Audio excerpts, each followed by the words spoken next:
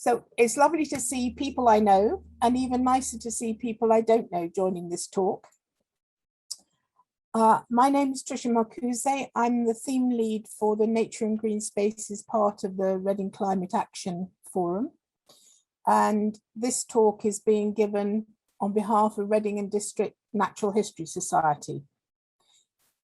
We have a large number of policies within the Climate Action Plan to increase the tree cover in the town, but also biodiversity.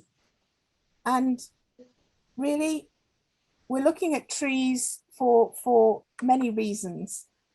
Partly, yes, of course, for climate change, we want them to store more carbon, but desperately, we have a problem with biodiversity as well as a climate crisis.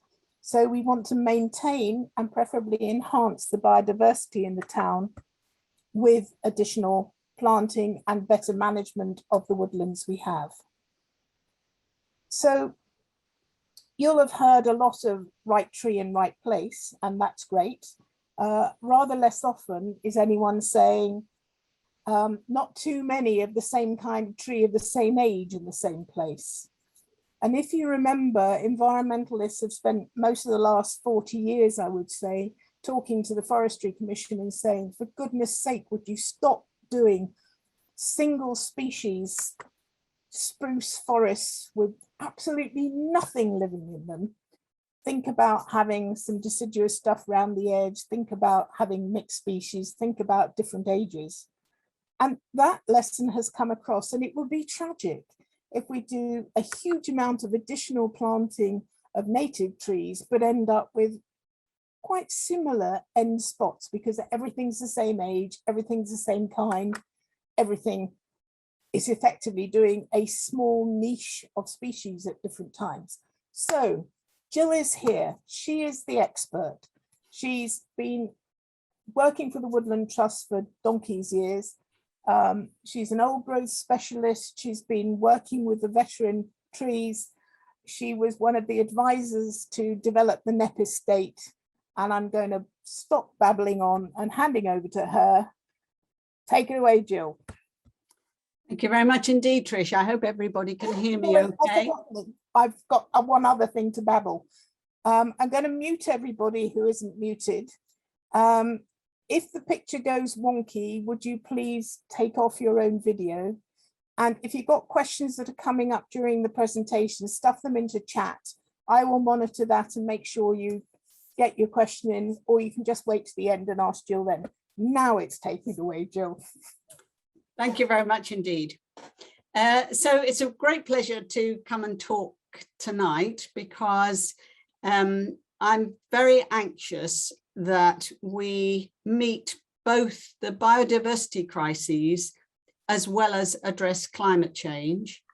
And I'm a bit anxious about what the numbers, it's only about numbers at the moment and is not enough about quality rather than just a number target. And you'll see here from the first slide that I'm really interested in natural colonization and what does that mean? That's what I hope to talk about this evening. But actually, natural colonization is not enough. We need to do more than natural colonization. So this is about wilder trees because nature-based solutions are usually the best and give us the greatest biodiversity out of it. So what do I mean by wilder generation of trees? Well, here's a couple of examples. And really, if you fast back in time to about the 1600s, when these two old sayings were actually written down for the first time, although they were old sayings, you would have seen this sort of landscape or this sort of generation of trees extremely commonly in all sorts of landscapes. Well, primarily common land, but also in our great big historic forests and in our medieval deer parks. But they're old sayings. The thorn is the mother of the oak, but the French equivalent is that the bramble is the cradle of the oak. So two great nations have got really old sayings about how we can generate trees in these important landscapes. And naturally, this is natural. This is what I call the wildest and most natural of generation. And it's now extremely rare because, unfortunately, we like to decide where trees are planted and we plop them in the ground. So there are two things that we need to differentiate, and this is how we're differentiating, or I'm told we're differentiating now, is that natural regeneration is actually a term that's used within woodlands or in areas where there was recently woodland cover. So it's really to do with very, very close proximity in or under trees. Whereas natural colonization is new creation, the creation of trees or the establishment of trees on areas which haven't had any tree cover for a very, very long time. Now, I happen to think that actually we shouldn't call this natural regeneration, we should just call it regeneration, because usually we've chosen the trees to be in that particular location. So I don't really feel that that is an entirely natural process. Whereas I think that trees that are seeded in from a wide diversity of trees in the wider landscape, but particularly using these wonderful vectors, we must not forget that seeds are carried by birds, they're carried by mammals and distributed across the wider landscape. And if you think about it, oak came back to the British Isles after the Ice Age. Possibly man was helping it or people were helping it, but on the whole, it was these vectors, because it's a very heavy seed, it was these vectors that were actually helping it to move across the landscape at a fantastic rate. So you'll have got the message already. I'm talking about right seed, but I also want to emphasize right space as well. And that's, I think, absolutely critical in terms of maximizing on biodiversity. We need quality in terms of our establishment, not just a numbers game. And we also need to think very carefully about natural processes and what they give to us versus what forestry will deliver for us. And forestry is a very, very professional practice. We need wood products, but it's my contention that forestry does very, very little for biodiversity, and that we should be thinking outside that particular box and thinking, what do we need to maximize on biodiversity? So first of all, let's just have a quick look at the carbon uptake by different habitats. So, and storage. So first of all, carbon uptake in different habitats. This is a Natural England research report, which was updated this year. And yes, if you look at 30-year mixed native woodland, it does appear to take up a very significant amount of carbon.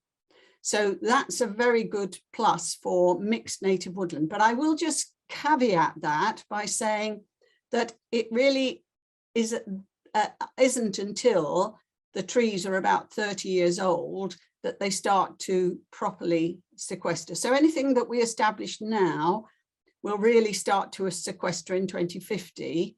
And it was really the trees that we planted 30 years ago that are starting to sequester in a significant way now. So it doesn't mean to say we shouldn't be establishing trees, because we won't just end the problem in 2050. But we need to be very aware that it's not going to kick in very quickly. But what I think is quite interesting is well, first of all, I think it's quite interesting that there's no, in those figures, there's no net carbon loss. And I query that, because, and I'll come back to that. But if you look at old semi-natural grassland, okay, it's not losing carbon, but it's not helping in terms, it's saying it's not helping in terms of net carbon uptake, because presumably old semi-natural grassland has maximized on its carbon. But we must not damage that habitat, because we will release carbon if we damage that habitat. But also what worries me is that too much in the rush to establish trees, that we will plant or in the wrong in recent years, and we must be very, very careful. And I was with a farmer just this year and talking to him, and he said, oh yes, somebody persuaded me to plant up some, do a little area of the farm for trees. And he planted, he said, him on a flower-rich area, and now the flowers have gone. And to me, that was marginal land. It was marginal to him, and so he used it for tree planting. But to me, that was a net loss for biodiversity. So we have to be very, very careful that we are not establishing these trees where we are going to lose any sort of biodiversity at all. But interestingly, if you look down here at conifer forest, which is a productive conifer forest, they have said that there would be net carbon loss from that process, whereas they haven't said that from the mixed native woodland. So it may be that what we're talking about is, you know, this is well established, so it's not losing anything. But I'm not quite sure then why this in this particular instance is showing loss. But don't forget, cumulatively, these habitats can be providing, if we, and I'm going to make a point later on in the talk, if we actually do arable reversion to low input grassland, because we have such vast acreages of it, and because we will be wanting to encourage farmers to do that for all sorts of good reasons, for healthy soils, then that, although the amounts per hectare may be modest, the land that's being used for that could be very, very significant. So we shouldn't forget that. I will also say, of course, that we're starting this far too late, and we're being bounced into doing something which is important, and everybody would want more tree and shrub cover in the landscape, because we've lost so much. Just think of all those hedgerows that we have grubbed up in the last 30 or 40 years. It'd be really good to re-establish some of those really important habitats in the future. And here we have a slightly different take on it, which is the carbon stored in these particular habitats. And again, we're seeing that the woodlands are storing, and in this instance, the storage increases up to 100 years in these mixed native woodlands. But if you look at these for grassland, for example, the figures are grayed out, and that's because they've only looked at the top 15 centimeters, whereas this is really well down, meters down into the ground. So this is a little bit misleading here. And there is more research that's coming out that's indicating that grassland, good grassland that is being developed as and restored and is reverting, as it were, to really healthy soils, do sequester and store an enormous amount of carbon. So we shouldn't overlook that. And I am intrigued because neutral grassland is relatively low here, whereas improved grassland looks better for storage than neutral grassland. And I think this is because the research. So we haven't got all the evidence that we need. And this is a very, very fast developing area.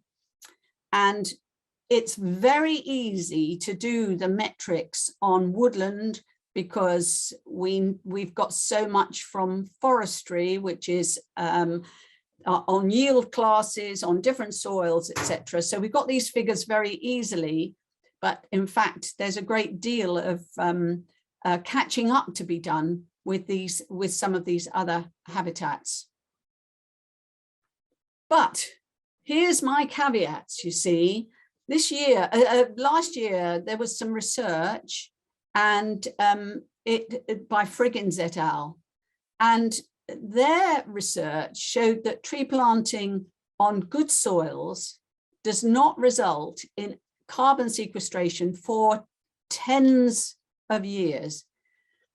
This was a 30-year project, and the planting that had been done was not the carbon that was being taken up in the trees was not compensating for the loss in the soils that was being generated. So we have to be very, very careful.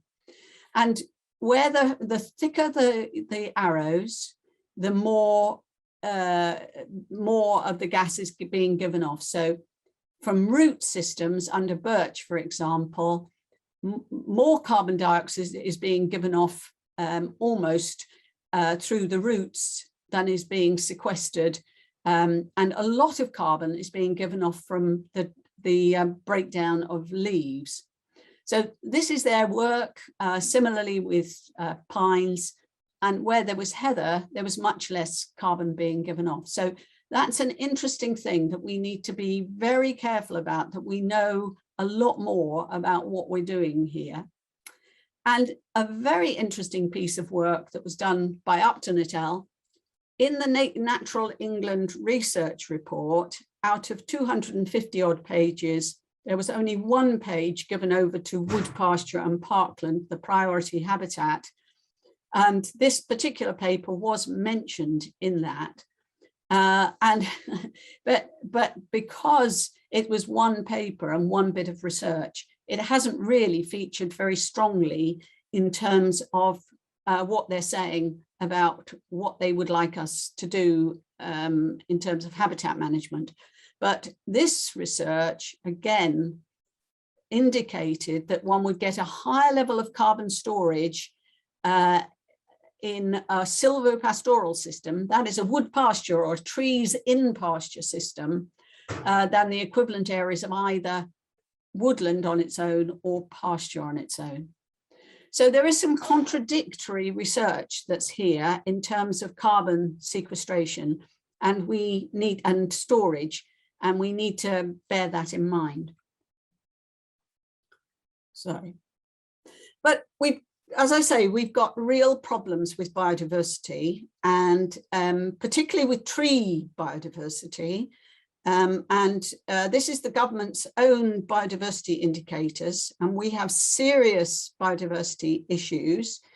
So in the long term and the short term, there is significant decline in terms of habitats in favourable or even improving conservation status, species in favourable or improving status, breeding birds on farmland, and in particular, breeding birds in woodland. And it's breeding birds in woodland that I will spend a little bit of time on. So we're not really getting our woodland biodiversity right at all. And with all of this, everybody says We have to protect what we have as an absolute priority and make sure it's in the best possible condition. And frankly, we're not doing that. And we're trying to plant our way out of this crisis. And I have severe concerns about that. So as part of the Europe, when we were part of Europe, do you remember back in the 90s, we did the Biodiversity Action Plan, and that was habitats, of which wood, pasture and parkland is a priority habitat, and woodland, deciduous woodland is a priority habitat. But we also did species as well, and all the experts in the country put forward species to go onto the Biodiversity Action Plan. And in 2010, Natural England looked at those species and they allocated them back against habitat. And in the case with woodlands, so these are Biodiversity Action Plan species associated with woodlands. In actual fact, I'd rather not call them woodlands because I think that's too generic a term, and I really don't feel that it's helpful. I think they're associated with trees and shrubs and the whole area of trees and land use, as it were. But ignoring that, let's go back to these Biodiversity Action Plan species. 41% of these species are associated with veteran trees. 40 are associated with the glades, the rides, the edges, and 28% are associated with the scrub mosaic. Now, this to me is extremely important, because if we are not addressing the open space allocation properly in terms of how we are creating habitats, we are not going to address any of the biodiversity needs of these very, very, very important species. We set these up as the species to be really doing action around. And if we're not addressing these niches that they need, then we are really not addressing biodiversity at all. Now, closed canopy is relatively low, 23%. So when we're thinking about establishing our woodlands, we should be thinking really about swapping round the system that we have. At the moment, we go for a closed canopy of 80% and an open space of 20%. And I would argue that based on these figures, we should be swapping that round. It should be 80% open and 20% closed canopy. And obviously there's a few to do with a completely different, the coppice system, which is a very, very different system. So, and in particular, we need to think about veteran trees. Now, I'm an ancient tree person and obviously very interested in veteran trees. So what do we mean by veteran trees, and what do they need? What should we be thinking about if we're trying to do the consider the biodiversity associated with veteran trees? And don't forget, we are a very, very poor country for biodiversity, but actually, in terms of the veteran and ancient tree habitat and the wood pasture habitat, we are world class. And because they are not recognized, they are a Cinderella habitat that appear to slip under the radar all the time, we're not being rated highly for biodiversity, when actually we are exceptionally important and have a huge responsibility for our veteran and ancient trees and our wood pasture habitats. And we are not recognizing it, and we are not addressing it in the way we are tackling climate change and biodiversity, our biodiversity needs. So let's just take a few looks at ancient trees and how do we secure their future as part of getting more trees in the ground. And somebody said to me, but that's a long time in the future. Yes, I know. If we're talking about an oak, it's not going to really be starting to get a veteran until it's about 150, 200 years old. And then it's not going to be starting to be ancient until it's 400 years old. So you might say, oh, well, we've got a crisis now and we can't afford to be doing things for 400 years time. Well, unless we start doing things now, we are not going to have any in 400 years time. And to me, that's a huge sadness, because it's an 800 years ago, somebody set this tree in motion. Well, not somebody, it's one of our wildest trees, which established itself and grew. And it's a legacy from 800 years ago. And it seems to me that it's a very sad indictment of society if we can't make sure that in 800 years' time, there aren't similar trees for future generations to enjoy. We really will have done some extinction crises if we are not addressing it. So, but I don't think it's just a question of what's going to happen in the future. I think the whole system that I'm going to talk about is really important for all sorts of biodiversity, and I hope to prove my point. So these ancient trees, they are our wildest trees, and they're exceptionally rare because most of the time we've planted trees and put them in the places we want them. And if they're not in the places we want them, we hoik them out. They did that of themselves through natural colonisation. And this is not a forestry system at all. This is absolutely not a forestry system. Now, the interesting thing is, particularly for some trees, we know just by looking at them that they've been open grown, they have been solitary, they have been freestanding all those long years. So for more than half a millennium, and some of these could be 1,000 years old, so that they are, very, very old trees. And as they age, their crowns start to shrink and grow, and we call it grow downwards or retrench. And if they are surrounded by competition of younger trees, that will rapidly cause their demise. They will be the equivalent of being suffocated. It's light restricted, and they will not be able to survive that. So these trees, how did they manage to stay in the open all those many, many hundreds of years? Well, it's because the landscape around them is grazed. And that's an important point to register.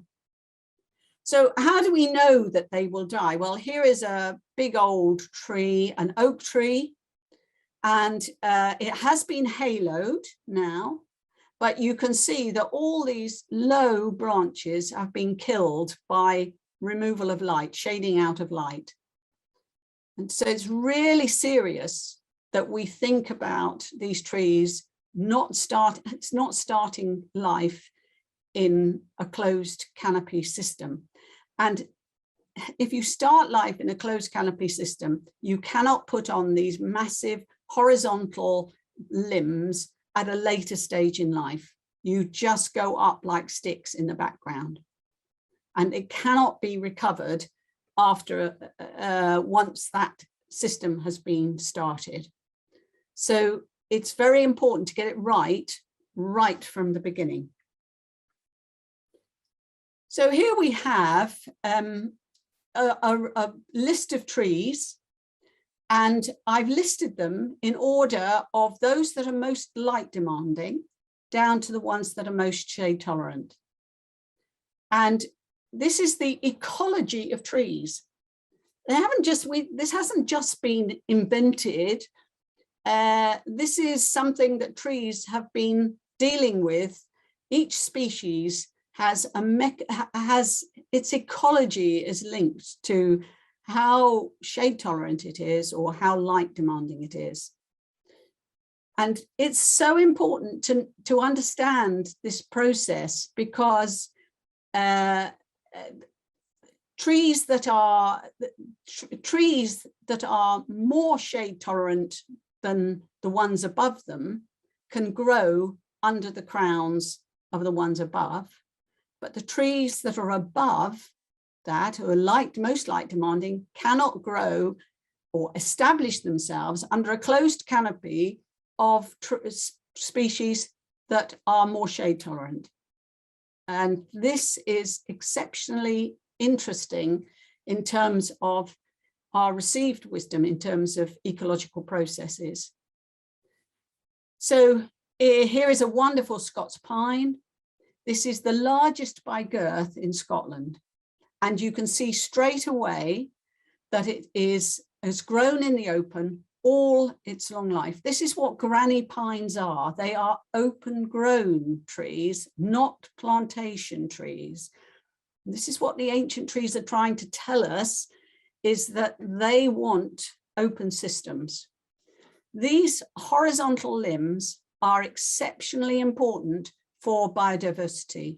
You don't get, there is biodiversity associated with these limbs, which is not found on the trunk or in that part of the wood.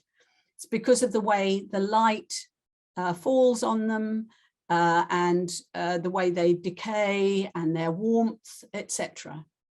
So these open trees have a huge amount of biodiversity that's associated with this very big open crown. So bear this in mind, that Scots pine, and that's what creates our magnificent Caledonian pine forests, is the fact that they are very light demanding. Let me go back, light demanding. And that's what, and those wonderful dense yew groves down at Langley Vale, for example, well, they're not dense, they are actually open grown trees, but they're close together. They are because they're extremely tolerant to shade. And that's a whole interesting story in itself. Let's just digress a minute and talk about the biodiversity of an open grown tree. So some German researchers put a net over a mature tree, and they counted all the leaves that came off it. And there were 20 times the amount of leaves by a comparative plantation tree, a closed canopy mature oak. To me, that means that these open grown trees have 20 times the amount of seed, pollen, nectar compared with a plantation oak. And as we've already said, the branch structure is really important. And to me, that is an absolute mass of little niches, north, south, east, and west, high up in the canopy, low down in the canopy, or the crown, I should say. That is absolutely huge, has huge diversity associated with it. Whereas I'm afraid a plantation tree is just straight trunk and a little pom-pom of leaves on the top.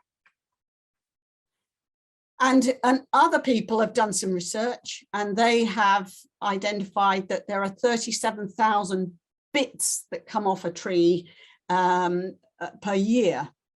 That's hugely important in feeding that particular tree, because a tree can't move to get food, can't go down the shops to get some food if things get a bit tough. It's got to stay in one place. And these 37,000 bits are part of the overall cycle of putting food back into the soil and making the soil healthy, feeding the microorganisms. And it is now Kew blows back the leaves under their trees, because we have said we think you're starving your trees by clearing away leaves in the autumn. So they now put the leaves back under the tree, because it's so important that that nutrient And it's absolutely dovetailed through the mycorrhizal fungi and the worms to actually capture every single bit of nutrient and put it back into the soil. So it's a wonderful, wonderful system.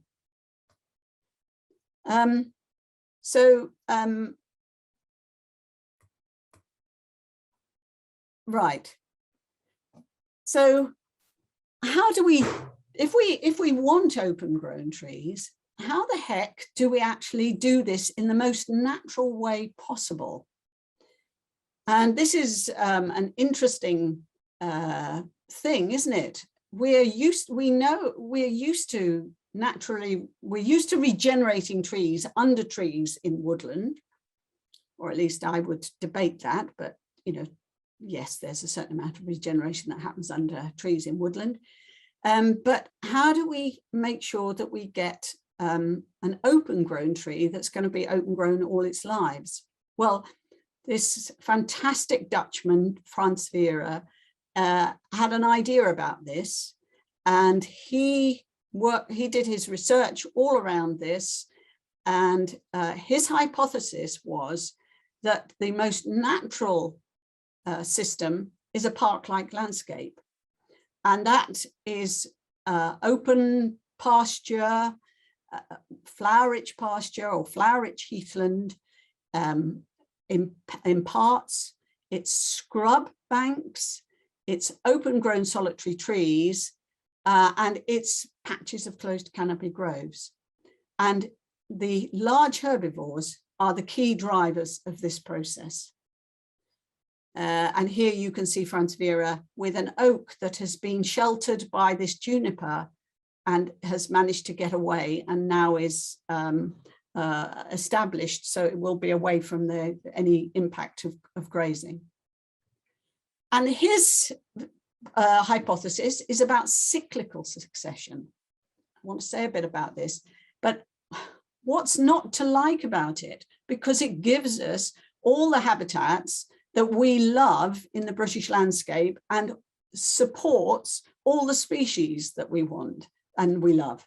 So what's not to like about cyclical succession? It's a dynamic system that is going across the landscape.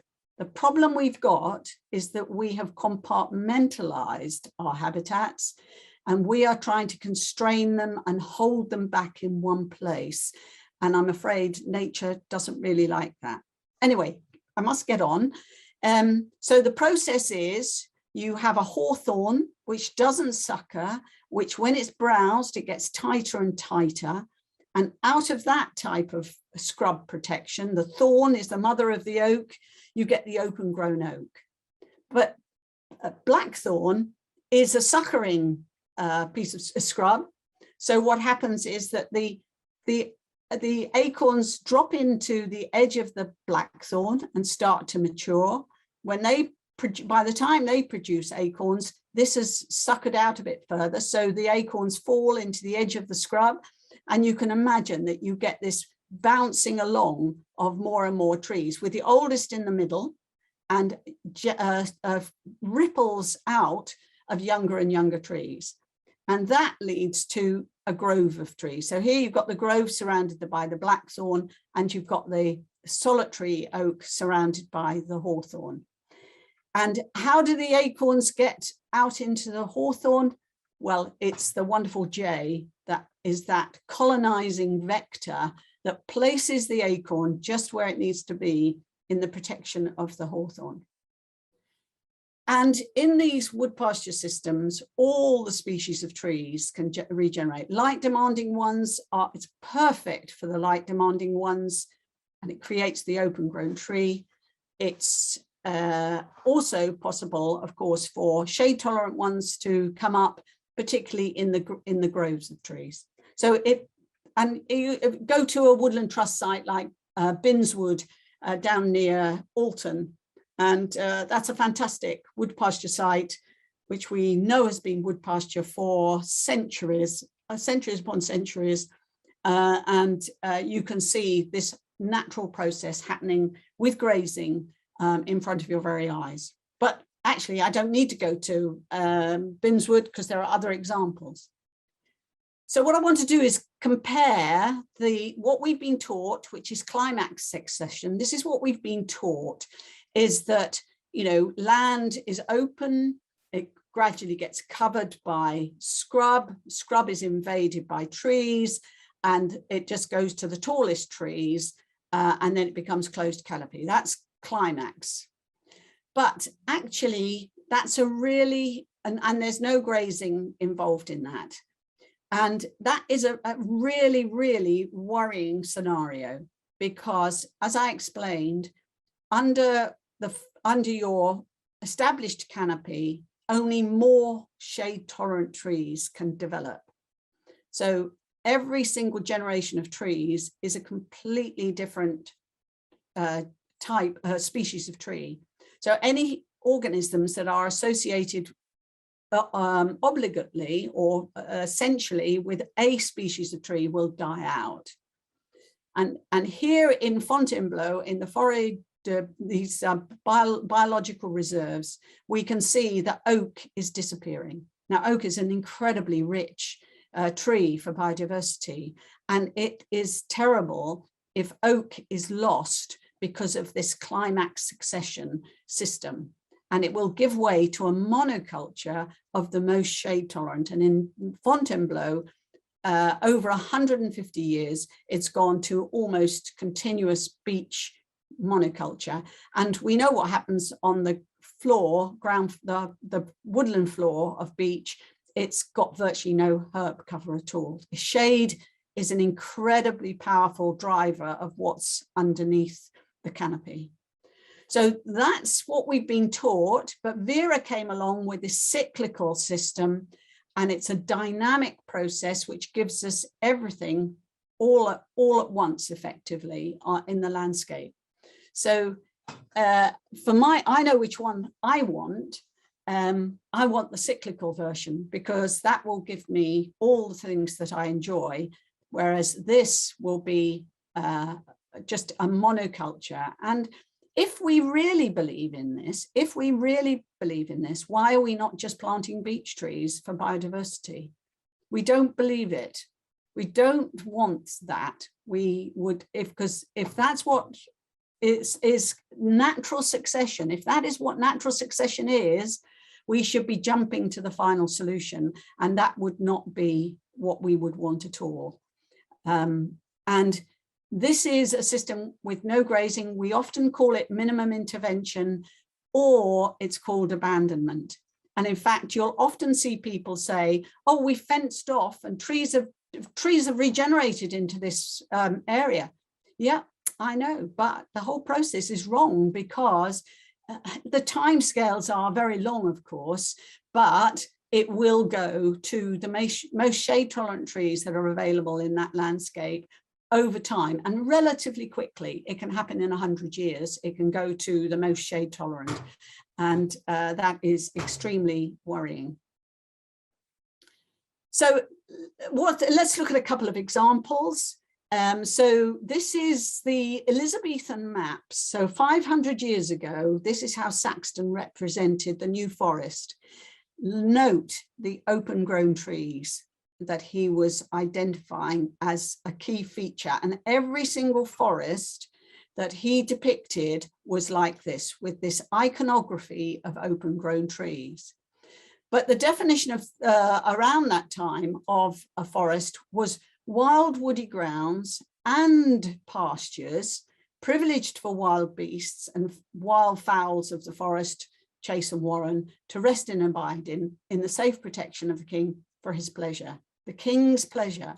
These were the most favored places of the elite, because they were full of the wildest of animals and species. And we still revere them very, very strongly today in places like the New Forest. And today, let's have a look at a picture of the New Forest today.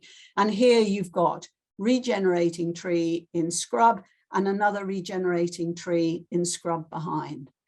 And that's how it's wonderful to see it in our most spectacular nature reserve. It's one of the most spectacular nature reserves in the whole of Europe. because of its scale, but also because of the natural processes that it demonstrates. And don't just take my word for it, because already in 1986, this absolute titan of botany, Francis Rose, I don't know if you knew him, but absolutely leading botanist, and Paul Harding, they were saying that these pasture woodlands are closer to the wildwood than high forest. It's the only structure where we get anything like the structure of the primeval forest, and that ecosystem survives. The species are absolutely associated with the old trees. And it's in the UK, I can say that the type of pasture woodlands, or trees in pasture, let's call it that, habitats that we've got are almost unique because of the historical context in which they have originated. In places like Spain and in places like Romania, they are common land, and common land where commoning is taken place.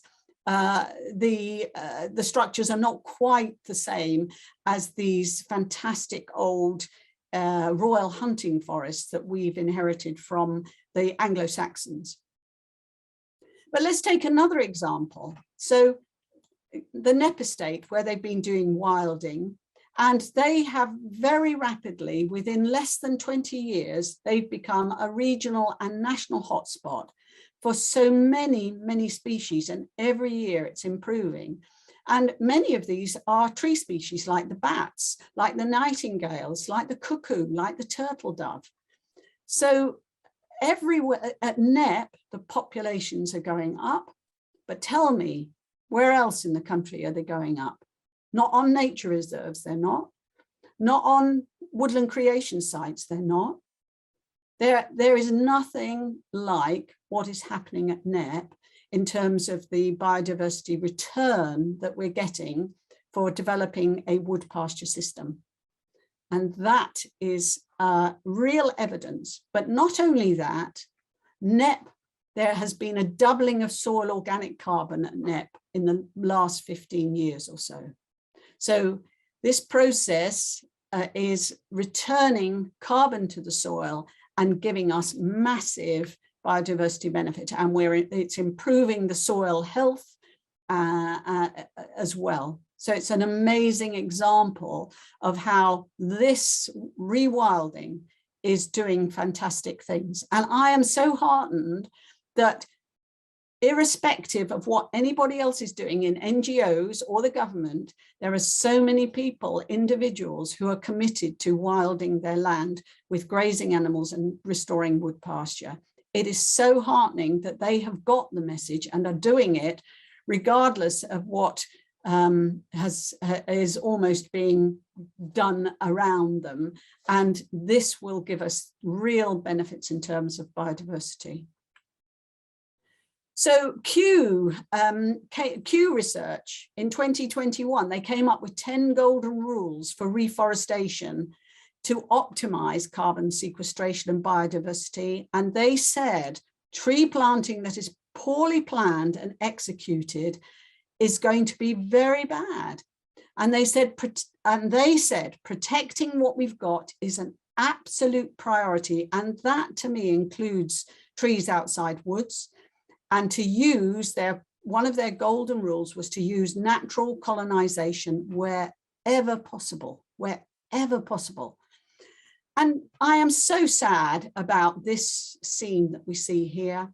Look at these wonderful open grown oaks, and there is no attention to those oaks at all. They've planted up underneath them so that they are going to be throttled on this side adjacent to the planting, but there's absolutely no provision in this planting for open grown trees of the future.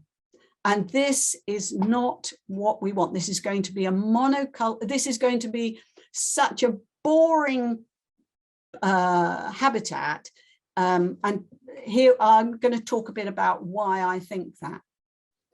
So, but first of all, you know, we haven't got it right so far. Whatever anybody's doing, we are dropping. So birds, butterflies, and plants, and are having serious issues in woodland. And the way we're doing plantation planting won't address that.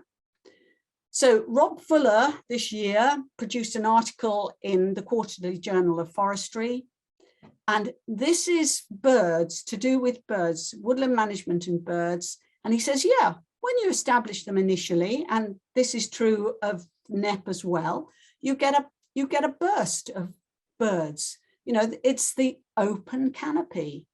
It's the scrub. It's all the insects and things that are in there that creates this interest. It's that scrubby glade that we saw from the BAP species. Yeah, brilliant. But the moment the canopy closes, the bird interest drops, and it's from 30 or 40 years at the most through to something like 100 years before it starts to, that's 70 years of it going into absolute nothing. Now, if the birds aren't served, you're telling me the butterflies are served inside the planting? No. If there's butterflies or birds, they're going to be around the outside, and it's in that little edge that we've given them, that 20% that we're giving them, whereas an 80% is being given to very, very little. So we should be swapping it around, is my case. So I don't think this serves birds, I don't think this serves butterflies, and I don't think it serves plants either. So tell me, what is it going to serve? Tell me what is going to be so wonderfully biodiverse about these particular woodland creation schemes. Now, yes, you can do management and that can push it up, but that's not natural processes, that's man intervention. So why are we doing it like that in the first place? If this is going backwards, I need to go forwards. If this is conifer, you fell at about 60 to 70 years and start again. So you just go through this very early stage, and it's really not very, you're never going to get back up again. If it's hardwoods that if this is forestry and one is doing hardwoods, then one fells about 120 years. And well, actually that's not happening now. It's really much lower. It's below 100 years. So in effect, again, this never ever gets up to this sort of level up here. So where you get the multi-age, the old growth, the bigger trees, and the mosaic and the patchwork that we've talked about with the park-like landscape. But more worrying still is that government figures, last year, 99% of woodlands have no veteran trees in them. So all those 41% of biodiversity action plan species, 105 of them that are associated with veteran trees are just not in woodlands at all, because they're outside with the open grown and the ancient trees, which are outside the woodlands. They're in the wood pastures, they're in the hedgerows, they're in the parks, in the town parks. That's where they are. And that's where we need to concentrate on making sure we recognize that the park-like landscape is so important. And 76% of woods are unfavorable for dead wood. It's something like 50% of our woods have less than 5% of dead wood in them. It's just appalling. So there are standards under the UK forestry standard. These are just not being met. So who's doing something about that? And it was dear old Oliver Rackham who I've changed it a bit. So he said 10,000 oaks, and I called them plantation oaks, of 200 years old, are never a substitute for one 500-year-old open-grown oak, because the biodiversity that's associated with these is completely different to the 500-year-old open-grown oak. So what we do with so forestry is about wood production. Oops, sorry, I want to go back. Forestry is about wood production. And as I've said, it's a very important profession, as is agriculture. We want wood and we want food. So I'm not in the right place. Absolutely fabulous. But don't let us kid ourselves that it's going to do us for biodiversity, because like with agriculture, it's the fringe benefits around the outside and what we can wrest away from the productivity that is going to be used for biodiversity. And I think we should be thinking about biodiversity from first principles. What do we want? So our planting schemes are a forestry recipe.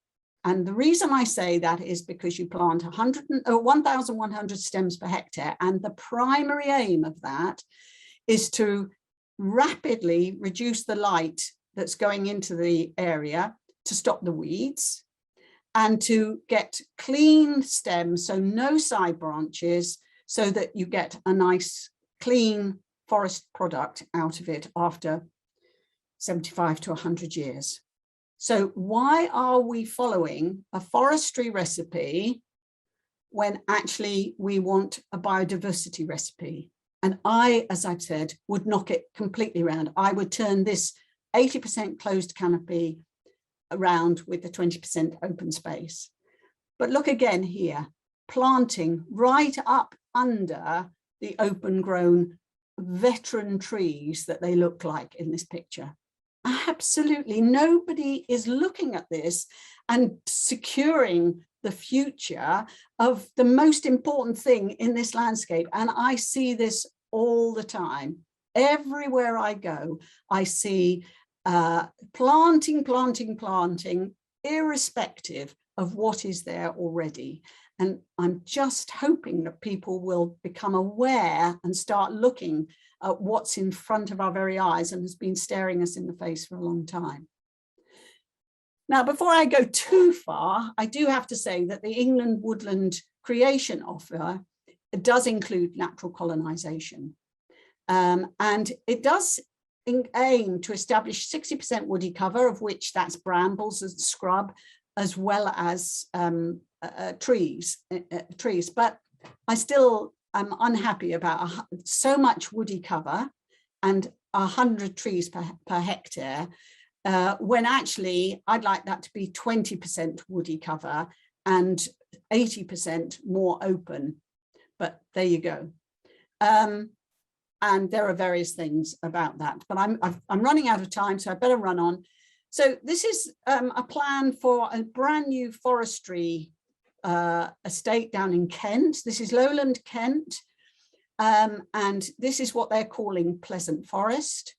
Now, how much natural regeneration can you see that they're doing there in that particular? This is 127 hectares. So how much natural or colonisation?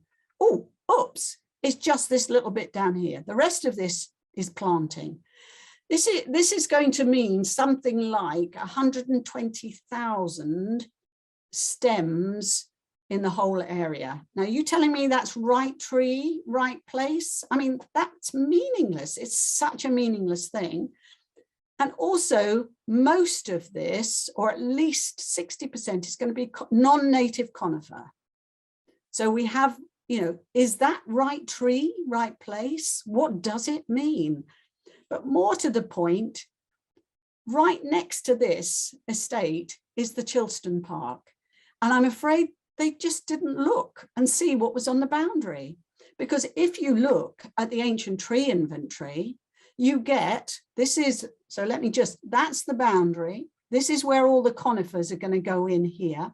These are ancient open-grown oaks. These orange ones are ancient open-grown oaks. This is a grade 2-star historic park and garden right on the boundary here.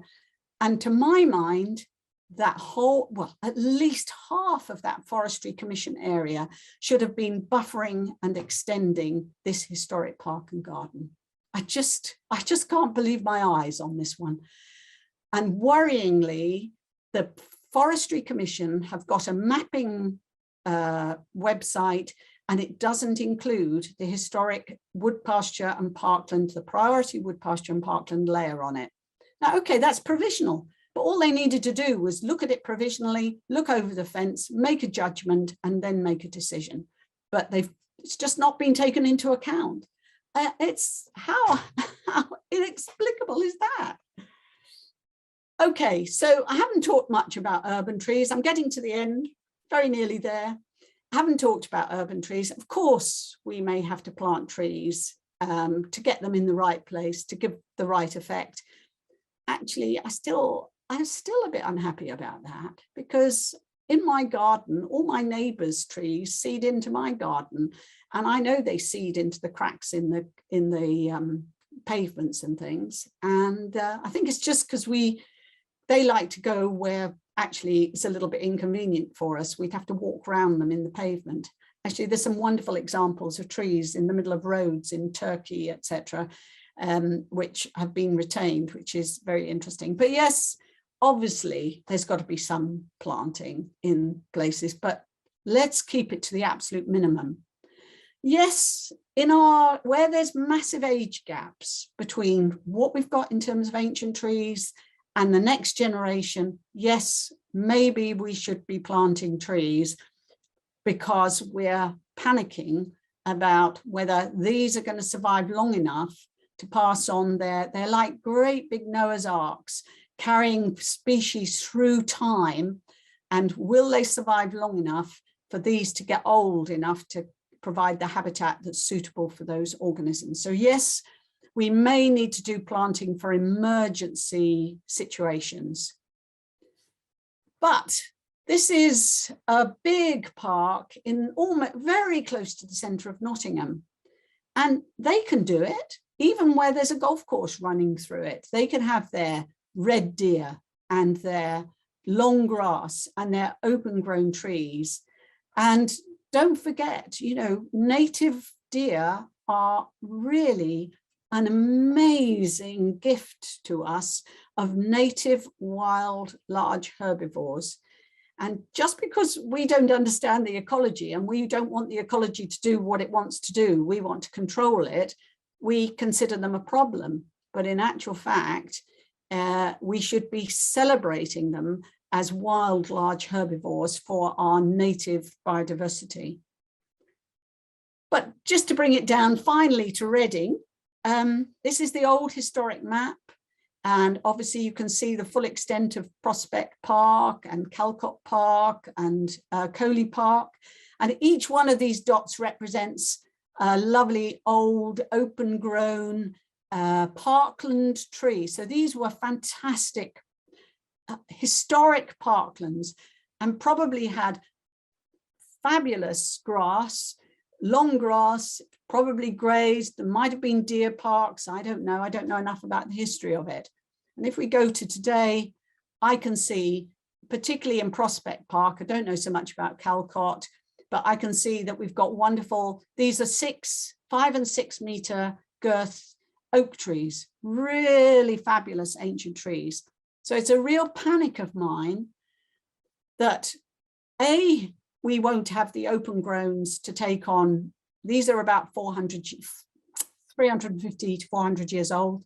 Have we got enough of the next generation of open grown oaks to provide them, can have the continuity? But more to the point, I hear more and more that the public that doesn't really understand just wants trees planted because they've been told it's good for carbon.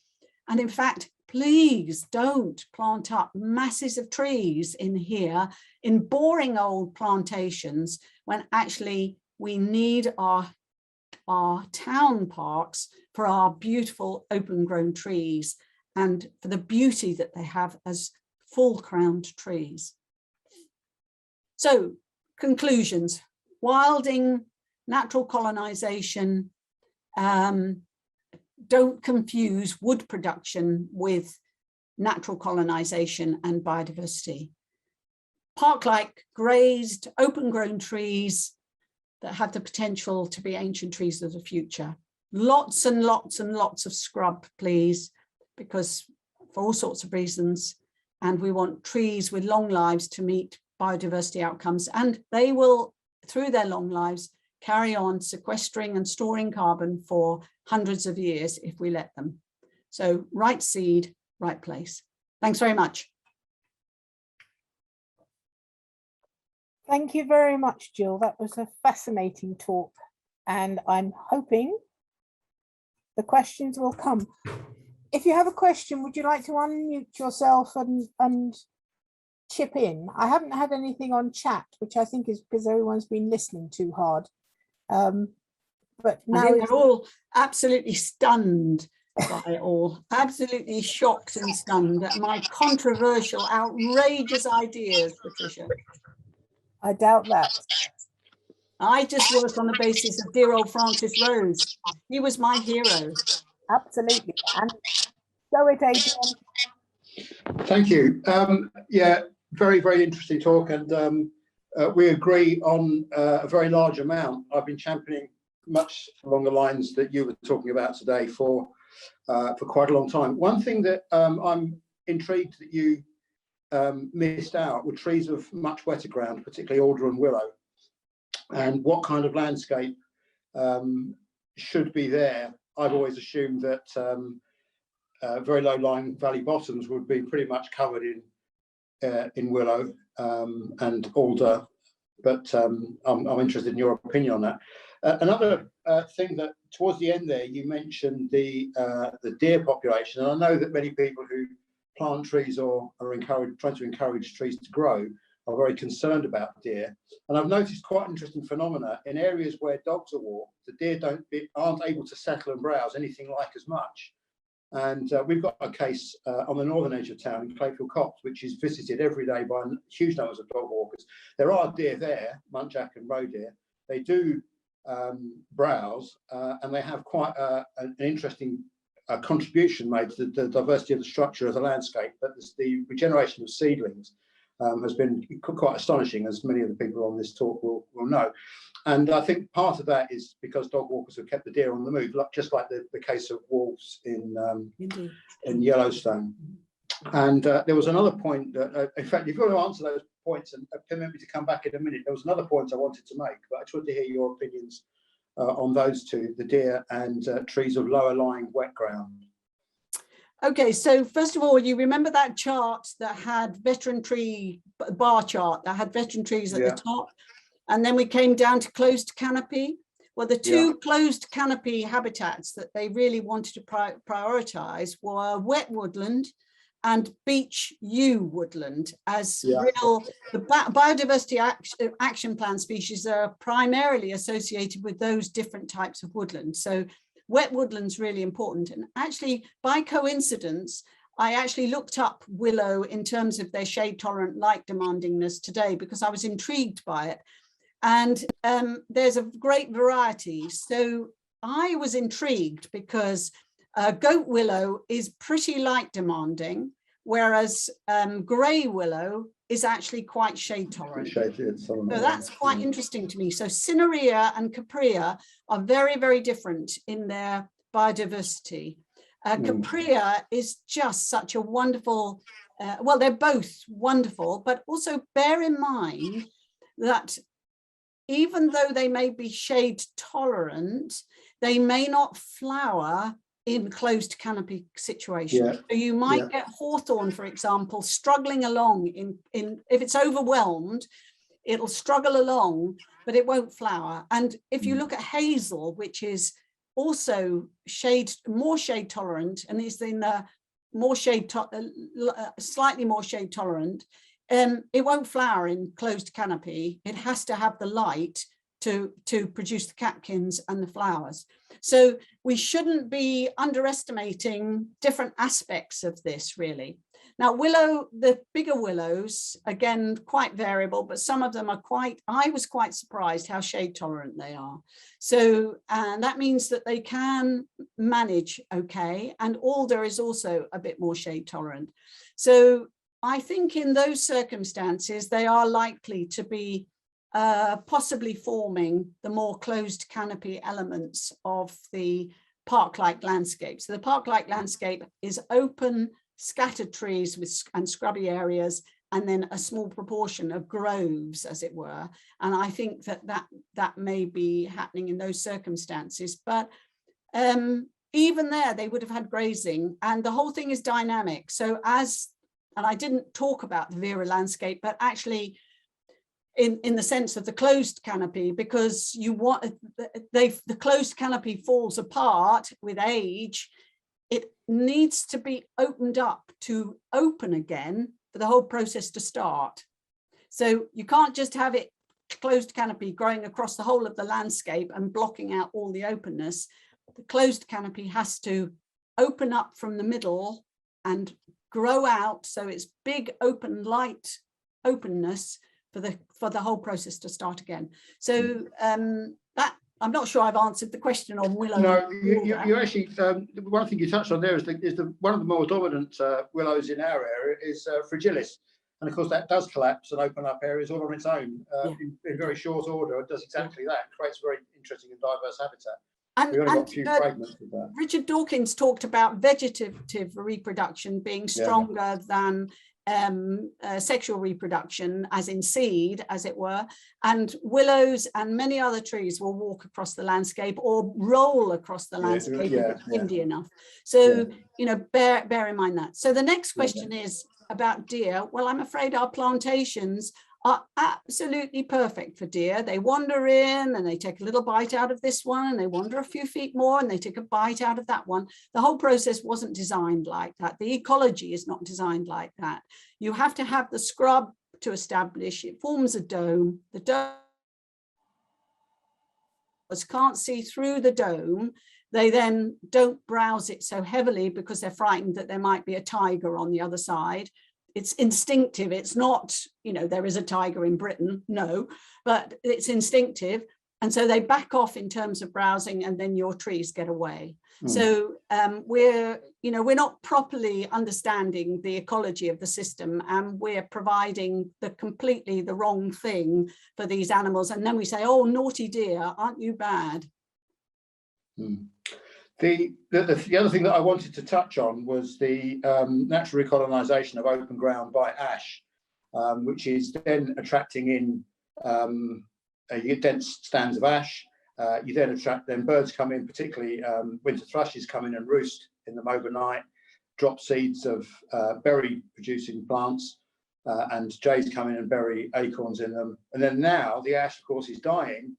And we're kind of like mourning the loss of the ash, but actually it's enabling a lot of those areas of recolonisation to become much more diverse pretty quickly, really.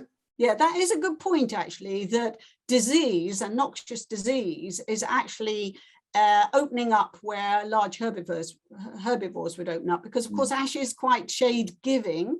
And where you've got shade tolerance also means shade giving, really. And so oak and the hawthorn and the flowering shrubs won't grow up under ash and flower and produce seed. But of course, if ash is being knocked back, then of course by something else completely, and of course it does give a chance for that. But the way they do forestry in Poland is they establish pine, first of all, which is the most light giving as well as light demanding. Under that, oak comes up, because oak can grow under Scots pine, but Scots pine can't grow under oak.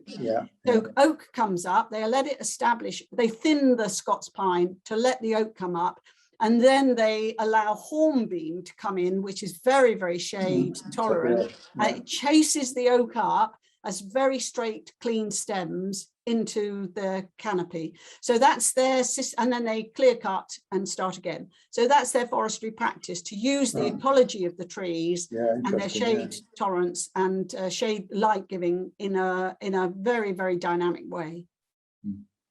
Thank you very much. I'll leave other people to contribute now, but thank you very much for your contribution. We speak the same language. Great. Well, if it gives people strength to resist, please resist and go down the wilding route. Other questions from people? There are a couple in the chat, Tricia, which are coming up. Let's just see. Am I aware that Judi Dench is enamoured of trees? Yeah, she's great, and she's talked about ancient trees, etc. Good idea for Judy Dench. And what do we see? Protectors of areas that will be ongoing location for our parkland trees. And no, the Forestry Commission is and government is really focused on timber production. And as I say, we do need timber production. I'm not against timber production, but I think it should be in the right place, and it should take account of what's in situ there before it goes ahead. I think, as I said, that this is almost being taken over by people who own land. I mean, Wild Kenhill in Norfolk, they have got permission from Natural England and the Forestry Commission to take out tree plantation to rewild Wild Kenhill. Now that says it all to me. They're actually doing that to make it better for wildlife. So we have got to try and encourage much more subtle and sensitive thinking about this, and not just run headlong. Okay, we've left it far too late to deal with these crises. Far too late. And now we're doing knee-jerk reactions. And I really fear another flow country. Do you remember the flow country? Oh. There's an investment firm that's just bought a huge estate in the Cairngorms and is talking about doing planting in the Cairngorms. And they do talk about native trees, but a few trees might be necessary, because in those bald landscapes, you might need to kickstart it a bit, but they need to be open grown trees to be producing the seed as quickly as possible. So they need to be open grown. And, I just think that actually, if we do the right thing with the grazing animals, the soils will recover. And this is what I think is being overlooked, is that our grasslands are so important.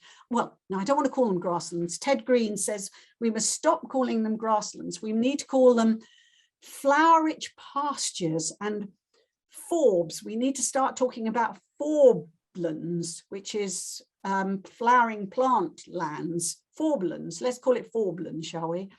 Because, you don't, something I've learned relatively recently is things like knapweed and birdsfoot trefoil have very, very deep rooting systems. And it's the deep rooting systems that we need in the ground to help soil recovery. So we need to work with diversity of plants. I'm afraid grass is terrible. It's short roots. Well, no, some species are better than others. But on the whole, they have short roots and they're dense, and that doesn't get the depth of biodiversity and humus down deep. And that's what we've got to do. And, I just think, we have lost huge amounts of our really rich grasslands, and we need to be putting a lot of energy into restoration of real flower-rich landscapes. I think we can have everything, but we just got to be, aware of it and wake up to it. You've another thing on the chat thing about private initiatives such as Knepp, whether they can provide the area of space that's needed to restore and rewild and provide the biodiversity. Well, I hope I'm not speaking out of turn, but Knepp is now part of a huge nature recovery project, which is from the Ashdown Forest down to the sea. And there's a particular triangle between the Adur and the Arun that is very, very interesting. And they are developing this with other landowners. And it seems like lots of companies have heard about Knepp and they want to support this process. And that's really encouraging to me. I think we are going to see a remarkable sea change through rewilding in the next couple of decades, because I think a lot of people are very excited by it.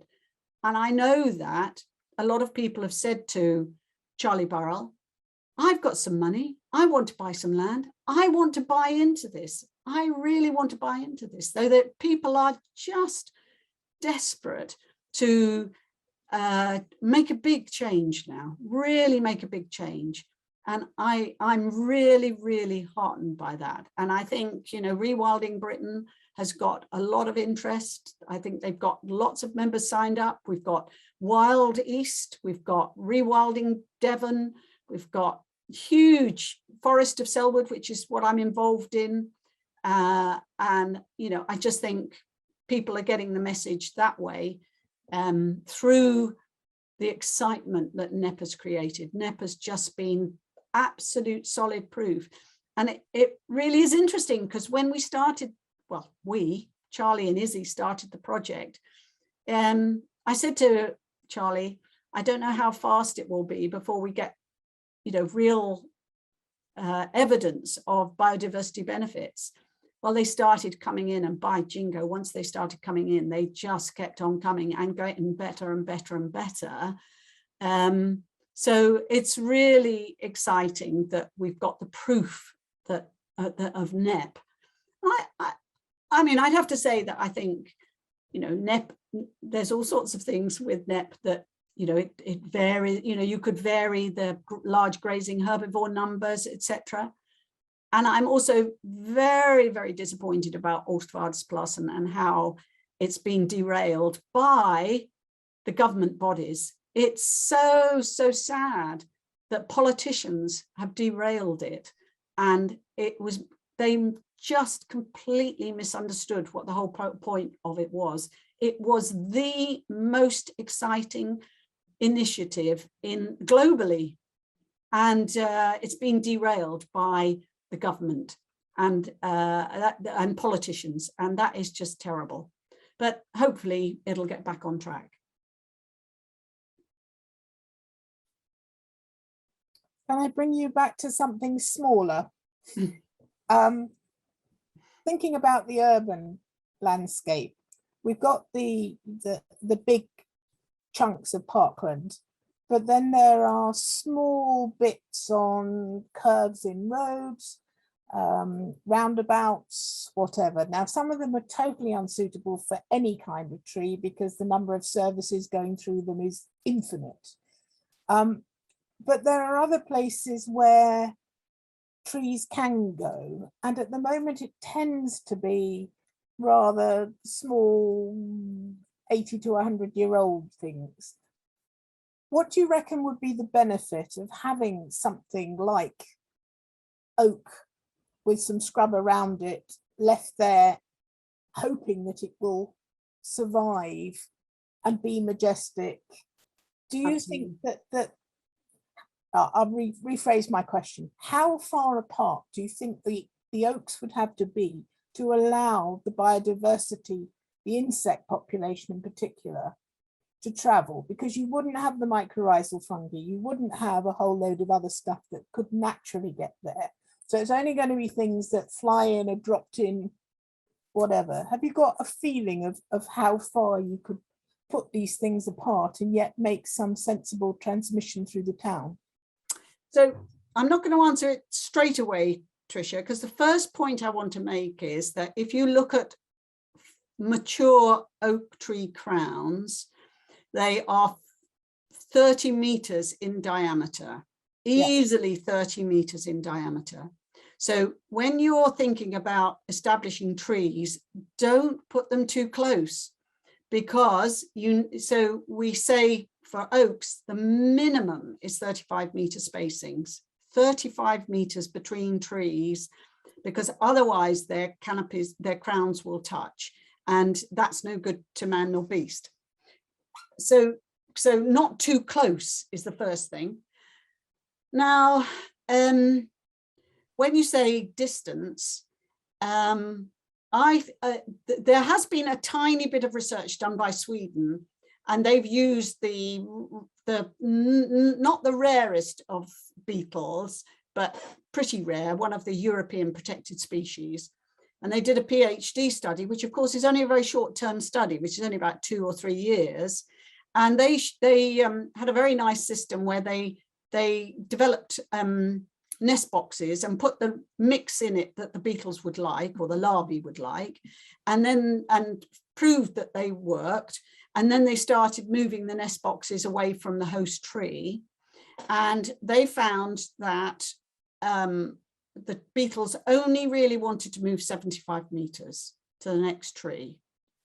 Now, that was a very short term project, and these beetles are emerging every year as the decay process goes on, and sometimes they'll get a good following wind behind them, so they'll definitely go a lot further and find another tree. So I'm not too, you know, I think that ideally we would want them 500 meters away, less than, you know, up to 500 meters away.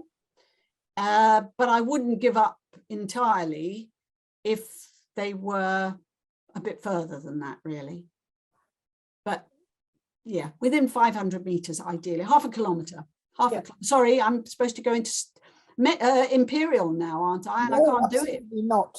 I can't do it. I don't want to do it. That's another issue, isn't it? So half a kilometer, you know, is really.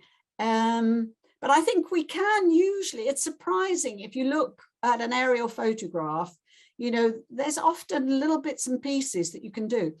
But what I don't like to see is edges of fields stacked full of little whips, when actually one tree would be fantastic in that landscape and really would do a fantastic job and would fit in with all the hedgerow open grown trees that are either side of it. So, you know, I do see this desperate urge for people to say, I've planted 86,000 trees. And I think, oh, flipping heck, you know, so what? You haven't done one, you know, think of that, 10,000 oaks of 200 years old crammed together. No, not one of them is a jot for the future, you know. Sorry. You've got another question on chat about with the warmer world. Yes, so we have an enormous amount of plasticity in terms of the genotype of oak. So at the moment, people are not panicking about oaks being able to adapt. Of course, what we mean by that is that oaks that are produced by acorns now should have sufficient capacity within them to tolerate the changes that are coming. It's very difficult. Somebody told me, I hadn't really thought about it, that you can't plant an adapted tree for the future now here because they're adapted for the future. So they won't grow very well now if they're adapted for the future. So you've sort of just got to keep up with it as it goes.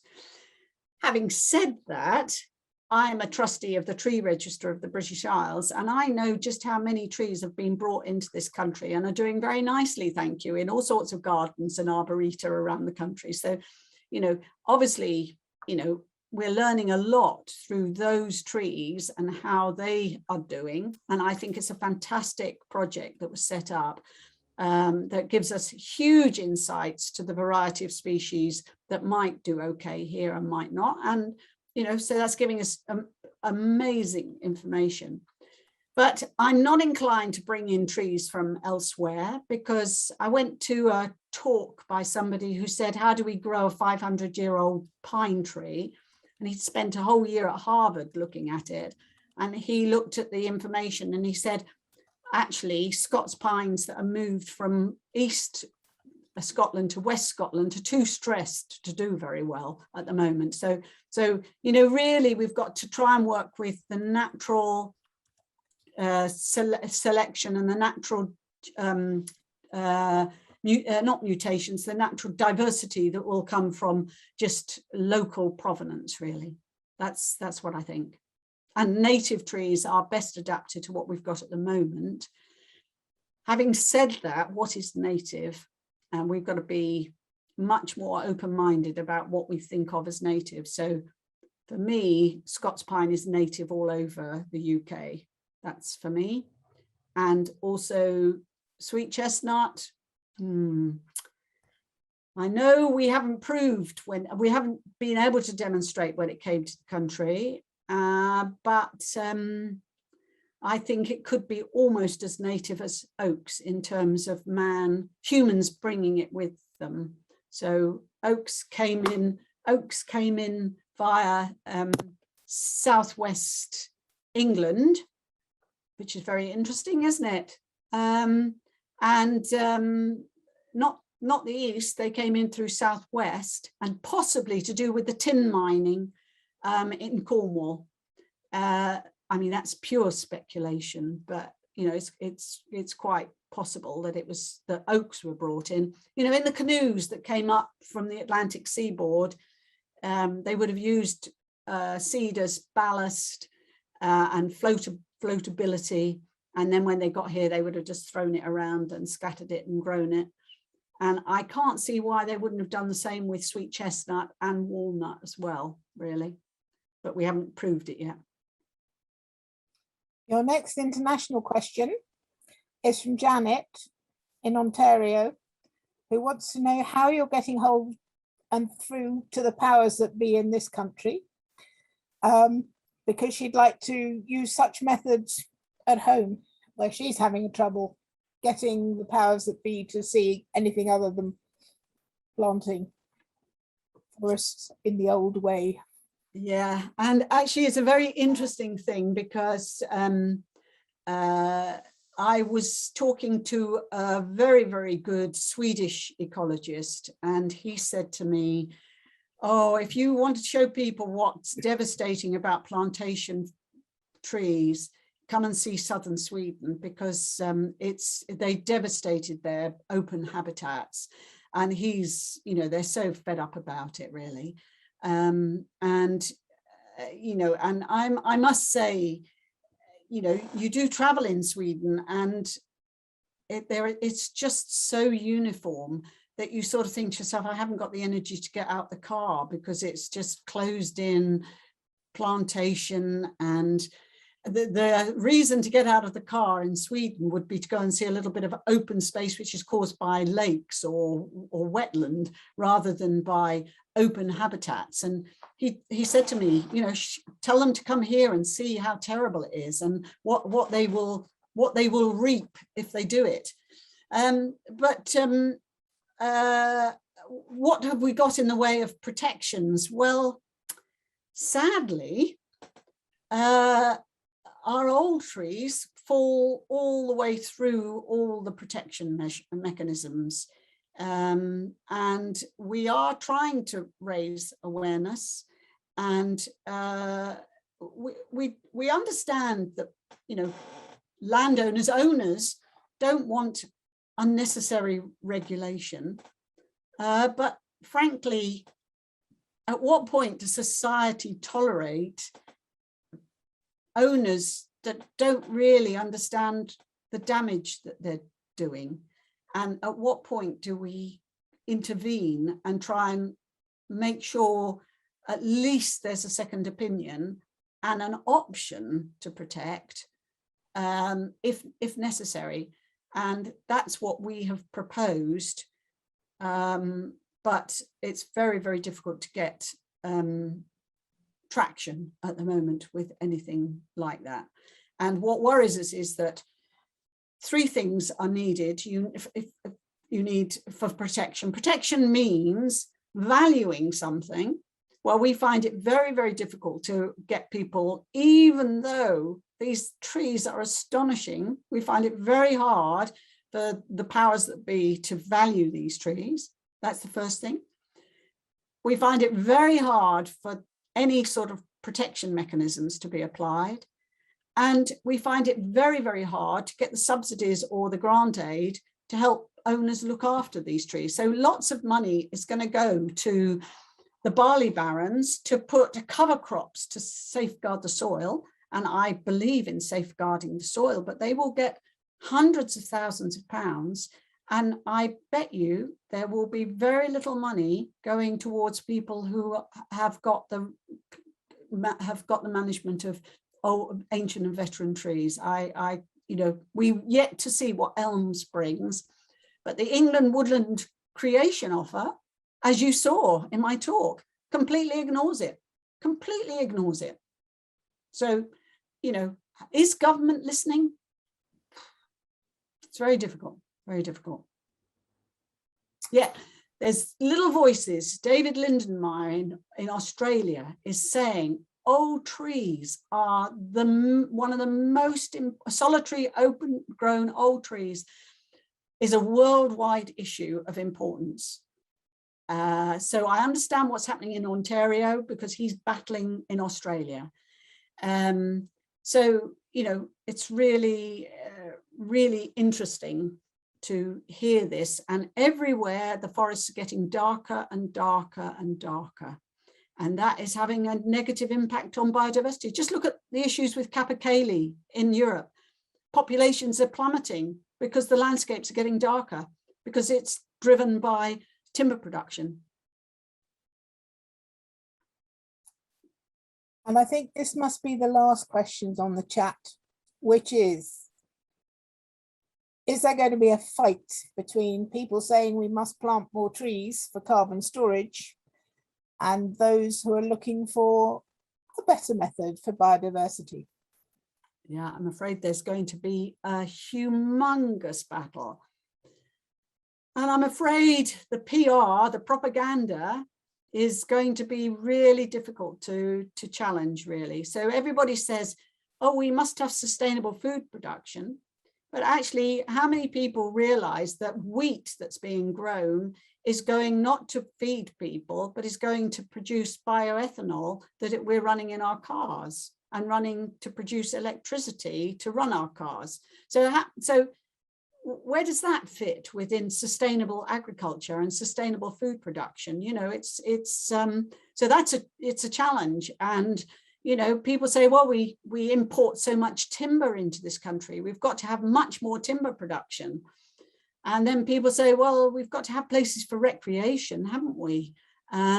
So I'm afraid biodiversity is very much, as we know, squeezed out in all of these things. And it's going to be a real challenge to keep pushing for it. But I am heartened by wilding. I think people are fed up.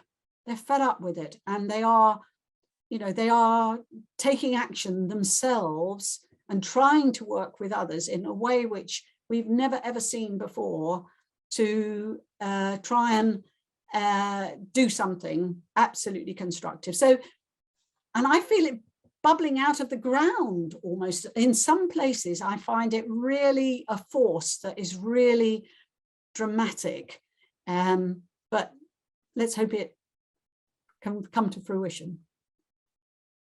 Well, on that happy note of bubbling out of the ground, I'm going to say thank you so much, Jill. That's been a wonderful evening. Now is your time for the gin and tonic. And we'll close the meeting down. Everyone have a good evening. Thank you so much for attending. Yes, thank you for listening, everybody, and for such interesting questions. Fantastic. Thank you. Bye for now.